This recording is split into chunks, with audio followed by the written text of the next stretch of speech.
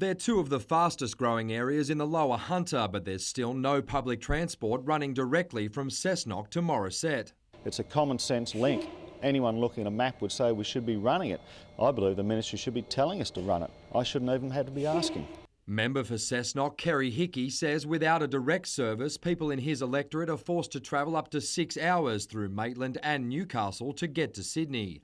For a large number of pensioners in the region, public transport is the only option. Mr Hickey is calling on John Watkins to intervene. If we were a Sydney-based area, we would have it by now, and I think it's time the Minister steps in and sorts this out as quickly as possible.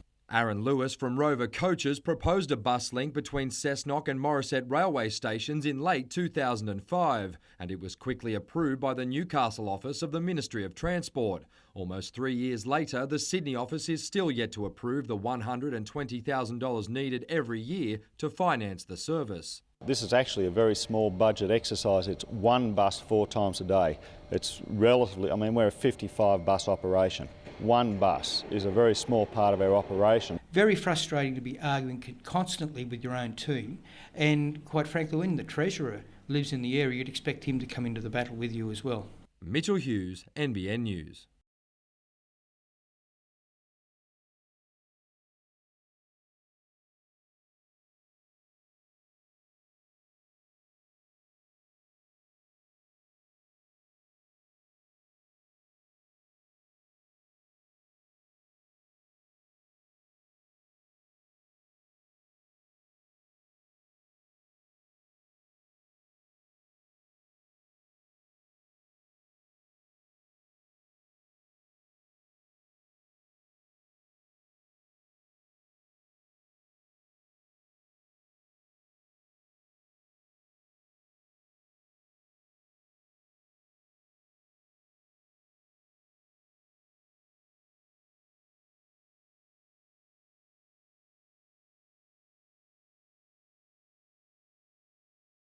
This is a direct cost to ratepayers, and ratepayers pay for everything you see around here, and when you see this sort of vandalism going on, it really is a waste of their money.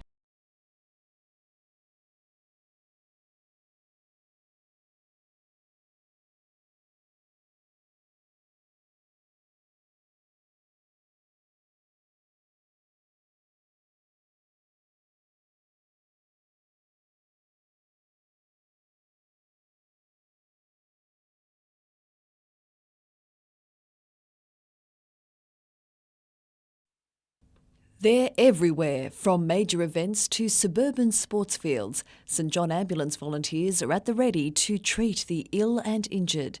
In New South Wales, there are 3,500 volunteers. It costs a lot of money to have volunteers out there in the community. They're highly trained. They train every week of the year virtually except Christmas and Easter. They're well uniformed, and of course they have high-tech equipment these days.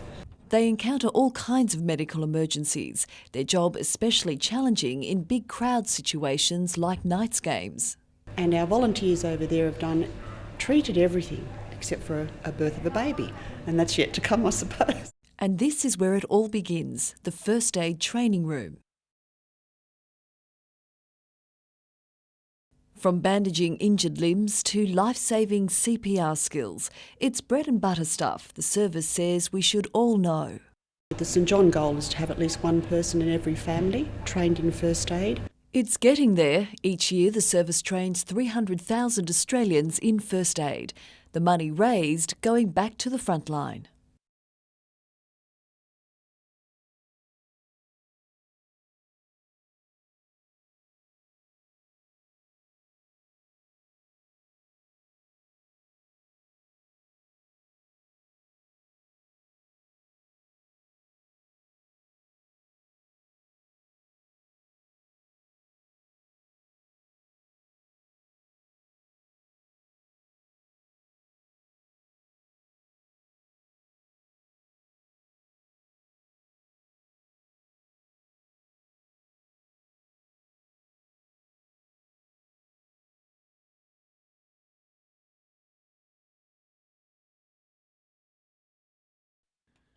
With his contract dispute finally settled with the Knights only 5 weeks ago, the only fight Kirk Reynoldson has found himself in of late is a spot in the Dragons team. If If the back rower harbours lingering anger at the club that cut him in controversial circumstances last year, he wasn't letting his guard down today. It's going to be interesting. It's going to be really good, nice and challenging. I thought there'd be a few little bit of argy-bargy and a bit of talk out there, so looking forward to it. Despite his friendship with remaining Newcastle players, he knows better than most it will mean little once they cross the white line on Saturday night. I think it's going to be a little bit heated. Yeah, the boys will be ripping in, like I said. Every time I touch the ball, I'm sure I see more than 3 people coming for me. I think it'll be about 5 or 6.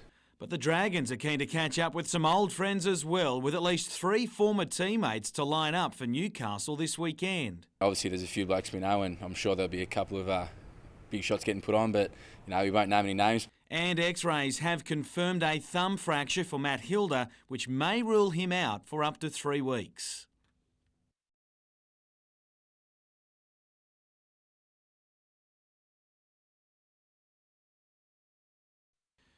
12 months on and only 1 off, but Joel Griffiths clocked on for his first day back at work with Newcastle, somewhat cautious over an ankle problem. Initially injuring it while playing on loan in Japan, he eventually succumbed to it while on Socceroos duty. It's all right, it's not great. Still got to go see a specialist about it. As for his long-term future at Newcastle, Griffiths wants the club to table him an offer before the season starts to avoid distraction. Or don't bother. Yeah, because I want to concentrate mainly on playing well for the Jets, and if I've got unnecessary things going on with contract talks, it sort of affects the way you play. Besides playing well for Newcastle, the A-League Player of the Year is keen to work his way back into the Australian team. That's where Jade North has entrenched himself of late. The Jet skipper has a few bumps and bruises of his own to worry about, but he's happy to be back amongst his side in the build-up to their title defence. How long he stays remains open to conjecture. I'm here, obviously, with a year, but the transfer window doesn't close until the end of August anyway. So, yeah, you just never sort of put anything to bed. And former Mariner Andre Gumprecht is training with Newcastle. Talk of a long-term stay, though, remains just that.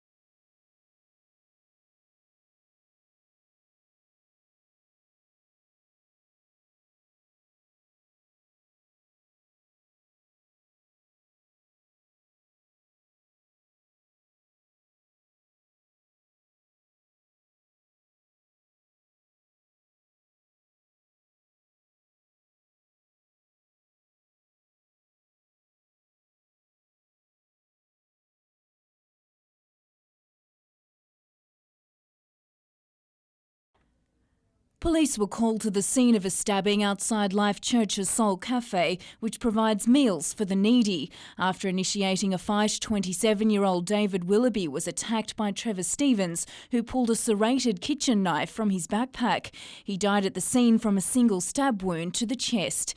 In sentencing today, the court was told that Trevor Stevens is a schizophrenic with a history of delusions and violence. During the dispute, he felt he needed to defend himself from an assault.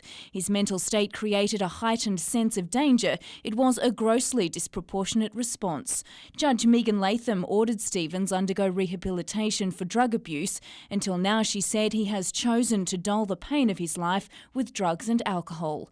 The judge today told the family of the victim that they might expect the depth of the punishment to compensate for their loss, but she said that may not be the case. She suggested they may be bemused by the sentence and rehabilitation, as he has cut short the life of a son and a brother. Stevens won't be released until January 2014.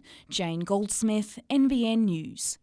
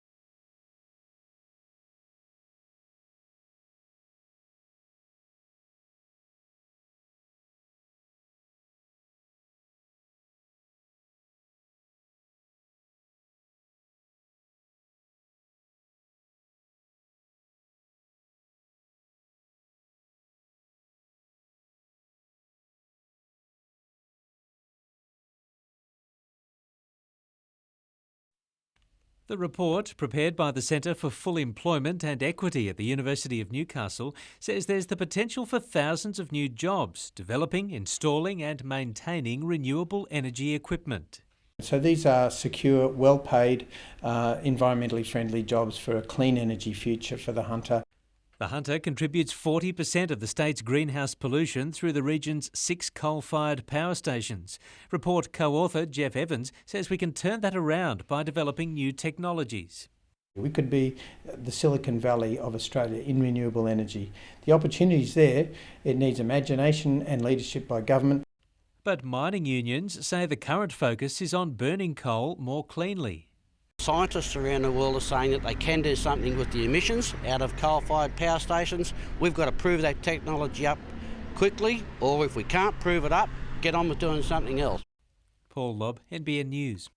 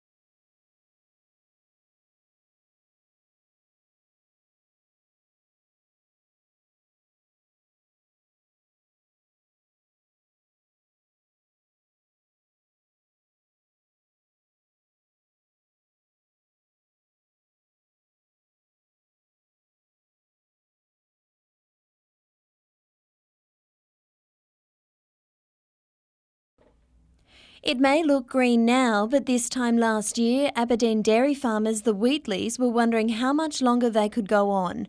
After years of drought, then devastating floods, there was still no water allocations and the underground bores were nearing empty. We couldn't see a future on the farm, basically. But good seasonal rains brought even better pasture. Now there's the added lift of 12 months guaranteed water supply plus a 10% carryover. With this extra irrigation water, we can boost our milk production, hopefully, and it's the same in all other industries in the valley. They'll be able to hopefully increase production. While the Hunter Valley Water Users Association has readily accepted the full quota, they weren't expecting so much after years of minimal allocations. Even at 90% we'd have been pretty happy, but we must remember that the dams still are not full, nowhere near full, so we need a couple more years of good inflows to make us feel a little bit safer. And they're urging irrigators not to squander supplies. The combined storage level at Glenbourne and Glennies Creek dams is now 55%, up 20% on last July. That really only gives us 12 months of comfort at 100%. But in the meantime, it's done an awful lot for confidence in the farming sector. Penny Evans, NBN News.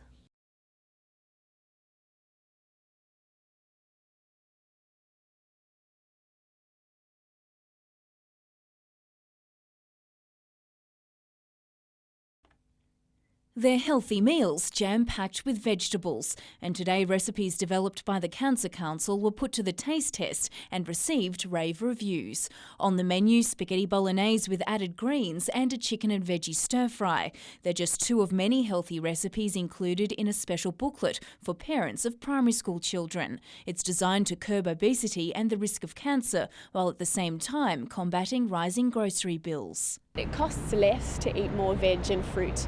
So if you take a simple recipe and slightly reduce the meat and increase the veg, it's an easy way to get your veg and it actually costs less.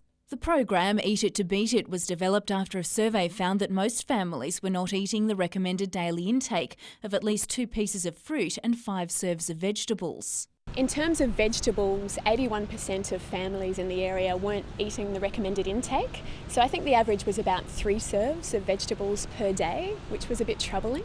Along with the recipe booklet, the program involves budgeting sessions and supermarket tours for parents. For more information, call 4961 0988. Jane Goldsmith, NBN News.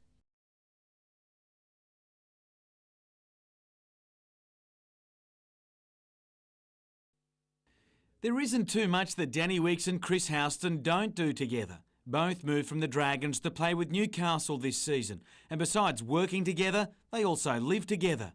On Saturday night, they'll be lining up side by side against their old club for the first time. I'd say the boys will be out to get us, but we'll be doing the same, and we'll speak to the other teammates up here, and they're willing to get behind us and try and give them a good rev up. Knowing that I'm not the only target, so it's a good thought. A light-hearted look at what's sure to be a heated clash against old mates, and if the banter hadn't already begun, it stepped up a notch today. I was looking forward to running over Simon Wolford, the big speed bump, but apparently he's not even going to get a start, so I think I've adjusted my scope to Dan Hunt. Yeah. So it has begun then? Yeah, it has begun. With his tongue planted firmly in his cheek, the young forward has been careful just what he said of late after attracting the attention of rival forwards. But he's pleased his form continues to build each week. Just play footy and sort of be myself, as all the boys do, and whether you get a bit of attention for it, I suppose it's just what happens in a public sport. Named to start from the bench on Saturday night, the final makeup of the side to play the Dragons won't be clearer until after the Origin decider, with 3 Blues reps to try and back up from that. Jim Callanan, NBN News.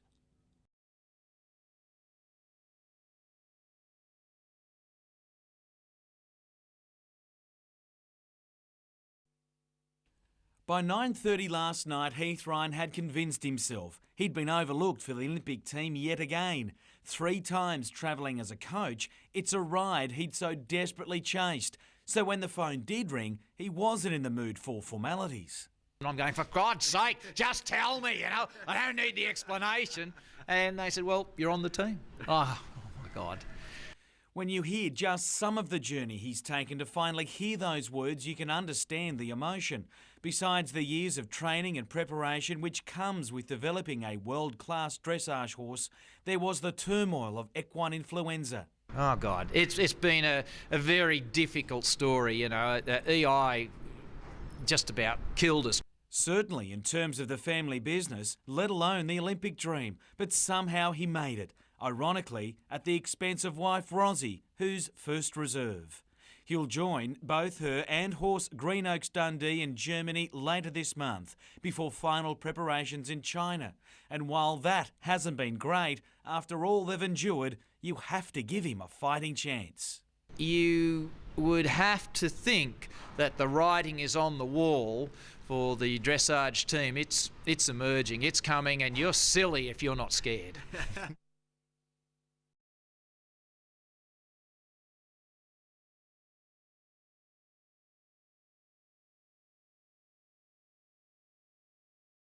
Where is it? We can't get hold of it. Where is it?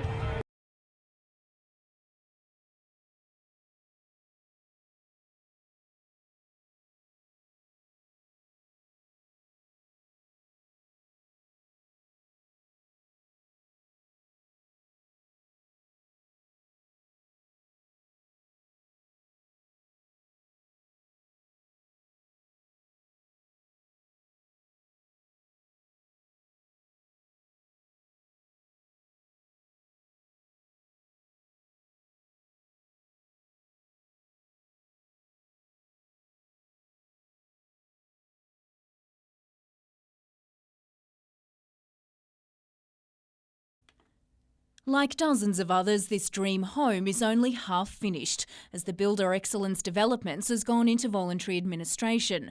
More than 200 creditors and staff are owed about $3.6 million. Today, around 40 people turned out for the creditors' meeting in Newcastle, including the owner, Peter Thurlow. But many of the subcontractors and property owners weren't happy with what they heard. Well, all they say to us today, they're sorry.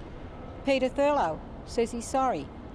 How sorry is he? He hasn't lost a thing. We have lost everything, haven't we? Beryl and Alan Jobson mortgaged their own home to build this duplex at Cardiff South, one for themselves and one for their son. They've got the roof on, but they haven't finished the brickwork yet. So that means then that it's open to the weather, there's no doors on it. We just want to get it finished. Administrator Angus Gordon was only appointed 24 hours ago. He's been left to pick up the pieces after Brisbane Administrator Jonathan McLeod resigned yesterday. It's difficult, but I think it's about being honest and having transparent dialogue with creditors in attendance.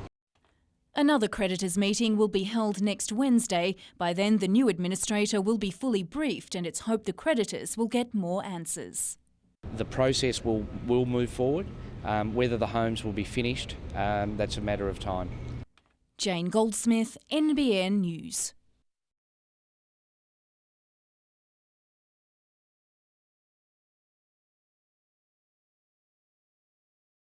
Police were alerted to a 45-year-old male person deceased in the rear shed of this premises.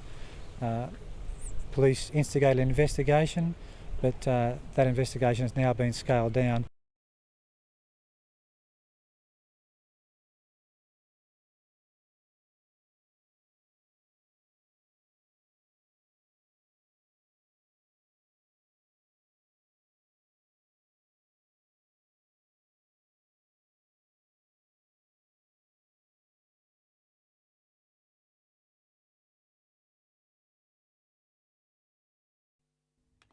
It's already working successfully in Newcastle's CBD, with police reporting a drop in crime rates. Now Newcastle City Council wants to see the 1 a.m. lockout and 3 a.m. close extended to the rest of the local government area.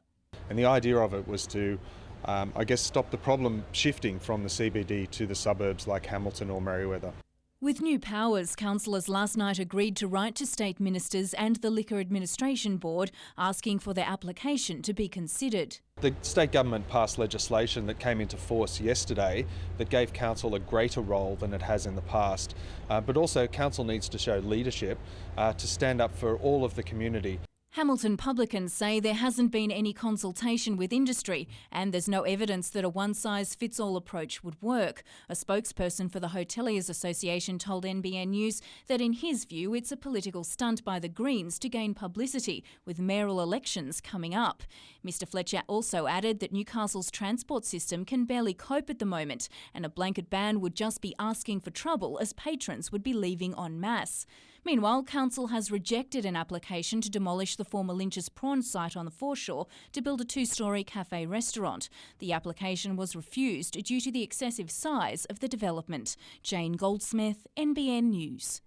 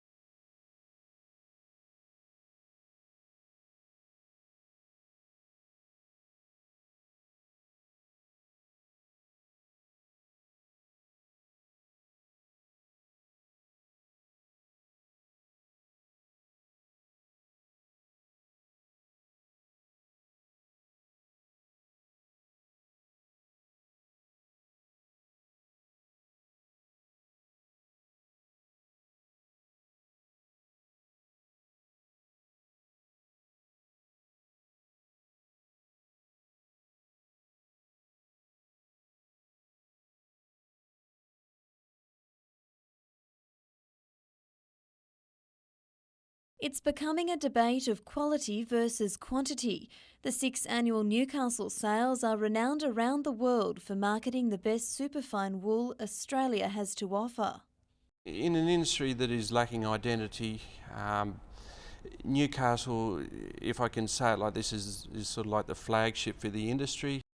However, the drought and reduced flock numbers has seen yields fall, resulting in Newcastle's August sale being relocated. It'll still be a Newcastle designated sale, but the wool will be sold in Sydney. The decision reigniting debate over whether New South Wales should have just one selling centre. The centralisation debate is always simmering just under the surface.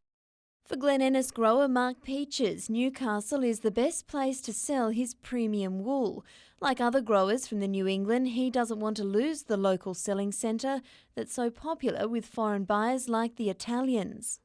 It's not just from a producer's perspective, it's also from a end user, a processor, a retailer, that, you know, it really does showcase our fibre in the best possible light. And the growers are backed by the brokers in promising they'll fight to keep the Newcastle sales alive. Penny Evans, NBN News.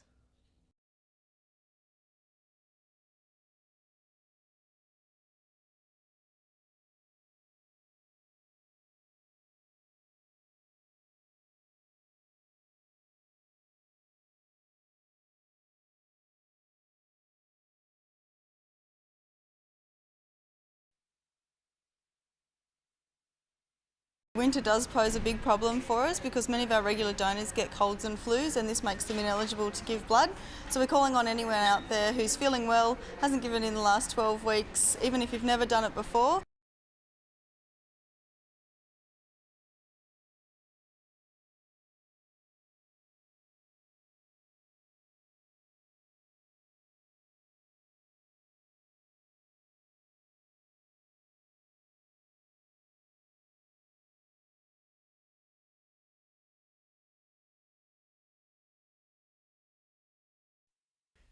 English club Manchester United was recently crowned Premiership champions for the 10th time. But while Ronaldo and his boys were working their way to the top, 11-year-old Connor Armstrong from Floraville Public School at Lake Macquarie was dreaming of one day rubbing shoulders with the world's best. Well, I'm a fan of Manchester United and I like the way they play soccer in England, so I thought it'd be nice to learn how they actually play. He helped produce a short video that won the school a visit from the Man U's soccer school during its visit to Australia. And today, Connor and 90 of his soccer-mad schoolmates cashed in their prize. It's pretty much the same around the world. There's lots of people, the passion for soccer is unbelievable, and we've just been grateful that we've had the opportunity to visit some of these areas that we've never visited before, and I'm sure some of the children have never had the opportunity to experience a Manchester United Soccer School's coaching session, so it's been great all round. The coaches put the Year 3 to 6 students through their paces in basic aspects of the game, capping a day that rewarded the school for being a good sport. All my classmates helped to make the video, so yeah, I think it was a job well done. Paul Lobb, NBN News.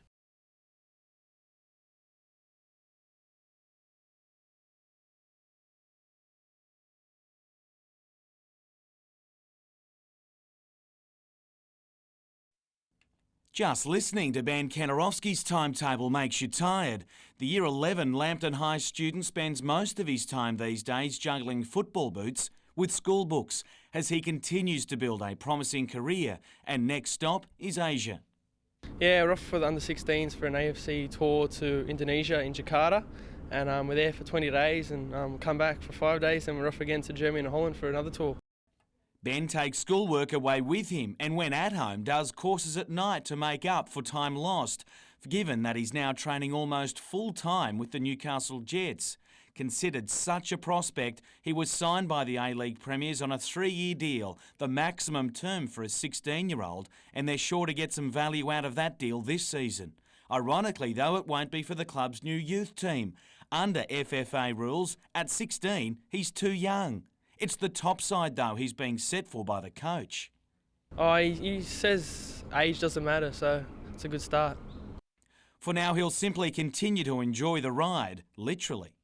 I can't drive yet, so everyone's got to pick me up. I've got to scab lifts, and it's quite entertaining, actually. Jim Callanan, NBN News.